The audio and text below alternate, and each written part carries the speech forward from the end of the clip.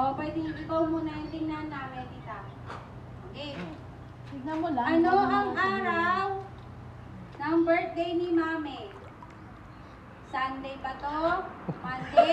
Tuesday? Mami ng anak ko, Mami. August 21 siya, diba? August 21, 1933. Ano yun?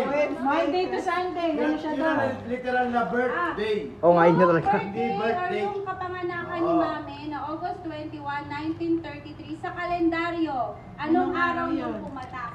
Monday ba? Monday ba yun? Tuesday? Wednesday? Wala lang talaga yan. Oh, wala lang talaga. Depende na lang kung alam niyo talaga. Martes kay Tita, Martes. Pwede yan ni Boys ah. Ayan, tama. Ano sa'yo?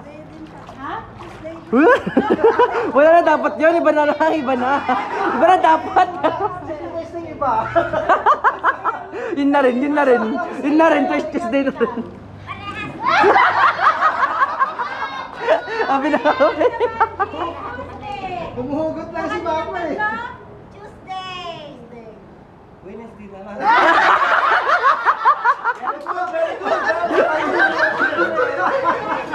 Para makabawi ka pa Oh, malalaman natin tatlong Tuesday versus isang Wednesday.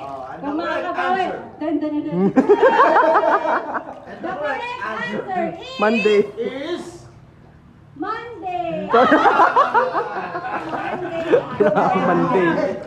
August 21, 1935. Monday pala pinanganak si Mama. Monday pa talaga eh. Next question. anong oras?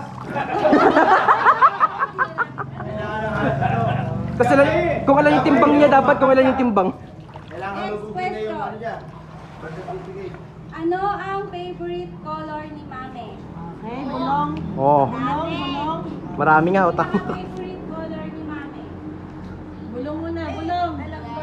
Oo, siya mismo nagsabi. Kami magtatanong pa. Siya mismo nagsabi. Dapat nandito si Mami.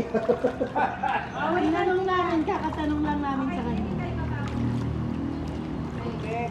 Oh. Ah, puti. Tama. Colorless.